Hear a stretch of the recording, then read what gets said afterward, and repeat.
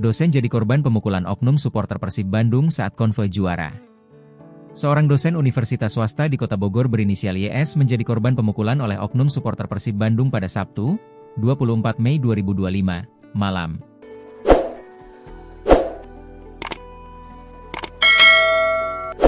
Dia menceritakan, kejadian ini terjadi saat dirinya hendak pulang ke kawasan Dramaga, Kabupaten Bogor. Namun, saat di underpass Cholis, oknum supporter ini tiba-tiba memukulnya menggunakan helm. Oknum supporter ini saat kejadian sedang ikut konvoy bersama temannya untuk merayakan gelar juara Persib Bandung. Saya klaksonkan waktu itu supaya jalan dibuka untuk pengendara lain. Karena waktu kejadian memang lagi konvoy juara. Tapi, si oknum ini kayak gak terima dan mukul saya pakai helm awalnya, kata Yama saat dihubungi tribunnewsbogor.com, Minggu, 25 Mei 2025. Saat itu kondisi berubah menjadi tidak kondusif. YS diminta oleh warga untuk kembali melanjutkan perjalanannya. Namun, seolah belum cukup, oknum supporter ini terus memepetnya. Saya dikejar sama dia, oknum.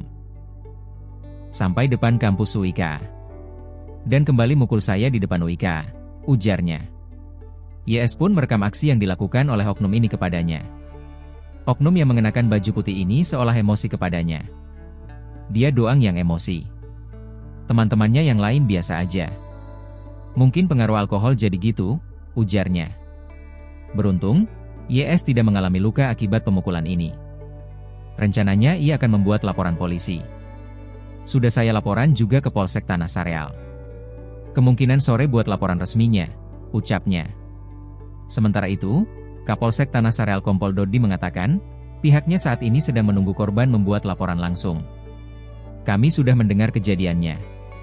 Saat ini kami sedang menunggu korban membuat laporan resmi, kata Kompol Dodi saat dihubungi tribunnewsbogor.com.